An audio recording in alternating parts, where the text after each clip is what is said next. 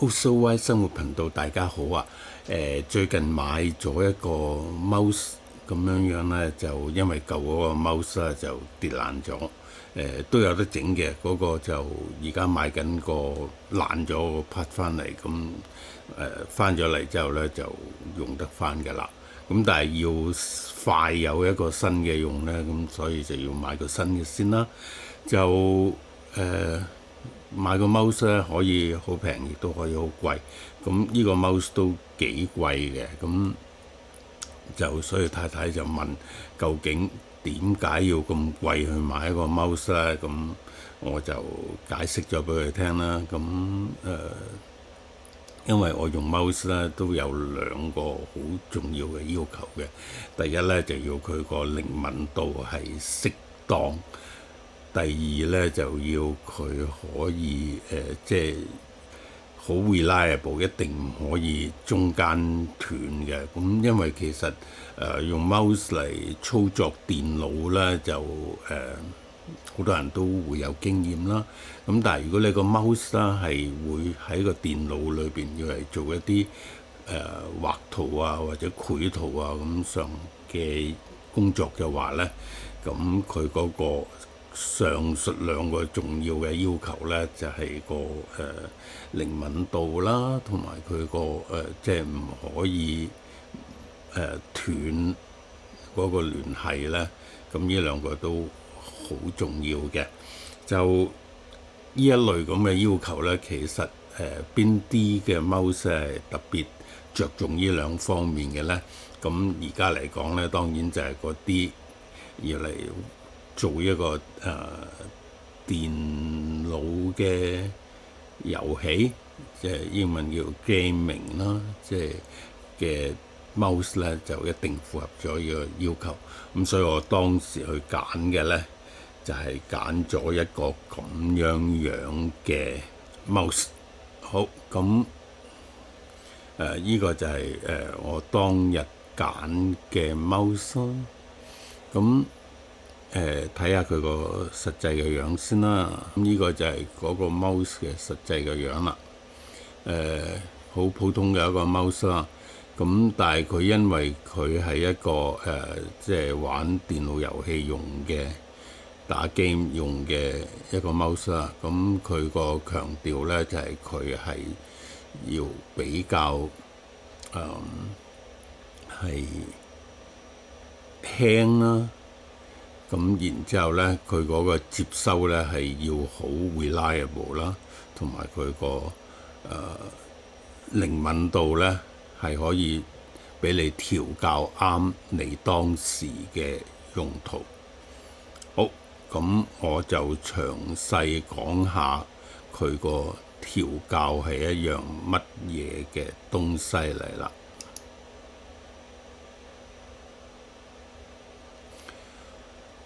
好，咁咧就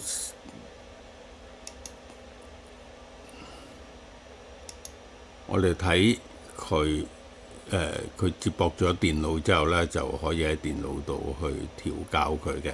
咁我哋就特別去睇下呢樣嘢係點啦。咁第一個咧就係個靈敏度。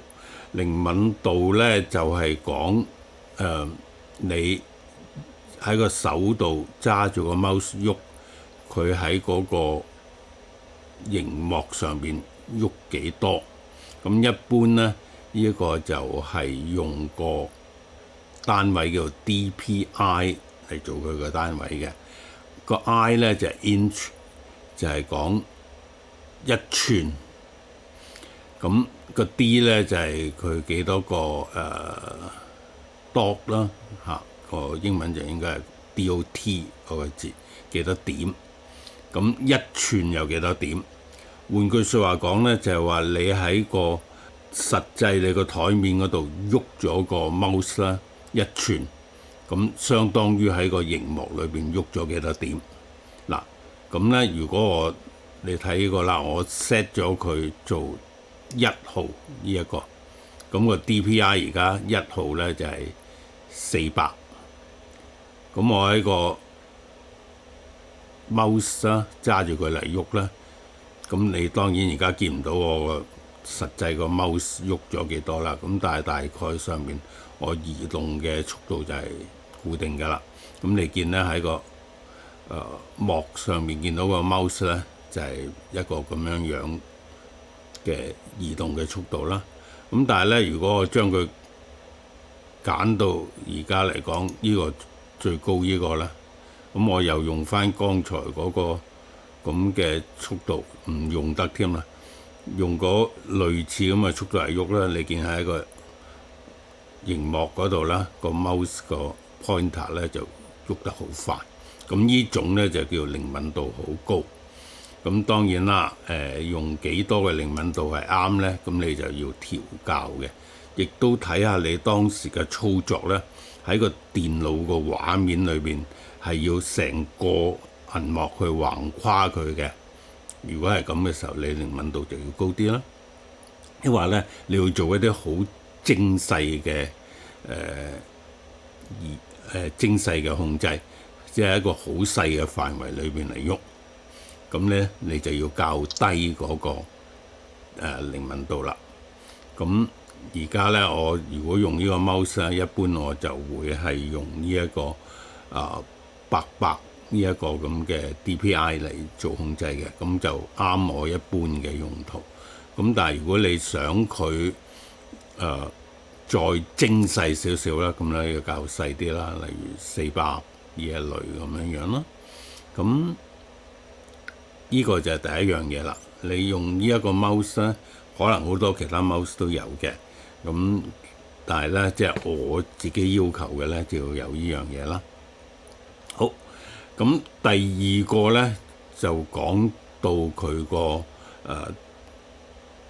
嗰個即係 reliability 嗰樣嘢啦。咁呢個固然就係佢哋個 mouse 啦，同個電腦嘅溝通咧，唔可以有中止啦。咁而家呢啲都係無線嘅 mouse 嚟嘅，無線嘅 mouse 咧，咁就 depend on 你同嗰個電腦嘅溝通係採取乜嘢嘅模式啦。藍牙啊，抑或咧有啲專用嘅無線嘅通訊嘅基礎啦，咁樣樣。咁我一般就唔會中意用藍牙嘅，因為藍牙嗰個 reliability 咧比較低少少。咁佢哋咧就會用翻佢哋專用嘅一個無線頻譜去做呢一個溝通。好，咁但係咧，除咗你嗰個頻譜係要reliable 之外咧，其實仲有一樣嘢嘅。我幾耐去個 mouse 嗰度咧，去讀一次個 mouse 嘅位置喺邊咧？呢個都好重要嘅。咁喺呢個 mouse 裏邊咧，佢咧呢個俾個技術個名詞佢咧，呢個叫 pulling weight。咁啊中文就譯得好得意嘅，就係呢個輪循率。哇，好難讀啊！輸定輪啊？輪啊，係啊，輪循率。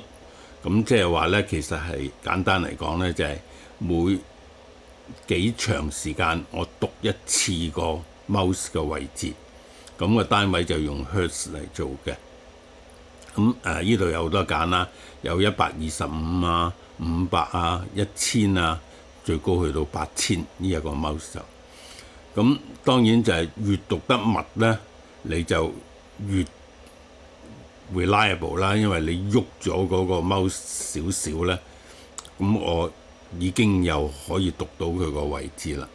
如果咧你話你校到好慢嘅，好耐先讀一次嘅，咁你就喐咗個 mouse 咧，可能去咗一個新嘅位咧，佢都未反映到你嗰個位置，因為佢未讀你個時間。好，咁基於咁嘅原因咧，呢個 Hertz 啦，如果呢個pulling weight 啦，如果越係高嘅話咧，咁你嗰個 mouse 咧同個電腦個聯繫就越係頻密，咁你就越係 reliable。如果你越係低嘅話咧，你就有時間可能你喐咗個 mouse 佢都未知，咁嘅時候咧，我就叫做冇咁 reliable 啦。咁我一般呢，而家一般因為唔係打機用啦，咁就會用1000咁去做嘢係 OK 嘅。咁但係如果你話我要慳電呢，咁你就較低啲嗰個頻率啦，因為呢始終佢每讀一下呢，佢就要用電嘅。佢唔讀嘅時候就唔使用電。咁即係話呢，你校得越密，去到8000，咁你就會好快用晒啲電。校得越慢呢，咁你啲電呢就越襟用。咁1000就我一般用嘅。咁而呢個 mouse 咧，仲有一個特別嘅地方咧，就係佢可以有智慧去改呢一個咁樣樣嘅 hertz 呢個頻率嘅。就佢係咧，如果你個遊戲咧用呢個全螢幕嘅模式去執行嘅時候咧，佢就會將佢變成幾大嘅頻率，咁呢個你可以自己 set 嘅。咁因為我都唔係打 game 嘅，咁所以呢個咧對我嚟講就唔緊要。咁剛才講到個靈敏度係好重要㗎，咁我哋用呢一架用個 mouse 嘅話，咁咧呢個 mouse 咧仲可以俾你做翻一個嘅校準，因為你可能你要換咗另一個 mouse 嚟做呢樣嘢，咁你原先用嗰個 mouse 嘅靈敏度呢，就希望同呢個一樣，咁你就嗰個成個操作你個感覺就唔會變咗啦。咁佢就可以依據你舊嗰個嘅 mouse 嘅靈敏度呢，喺度做翻一次嘅校準。咁呢個我都冇用過嘅。好，咁由此呢，你就見到啦，我哋用一個嘅 mouse 啦，唔係一定我哋表面諗咁簡單，任何一個 mouse 啦冇一樣嘅。咁一啲貴啲嘅 mouse 啦，佢哋可以做嘅調節啦，可以信賴佢啊，都係會有唔同嘅效果嘅。好，咁就介紹咗我呢一個嘅 mouse 啦。就如果你都需要揀一個 mouse 嘅話，你都可以從呢啲角度去睇翻一個 mouse 咧，係你可以點樣去揀就好啦。咁下條片再見啦。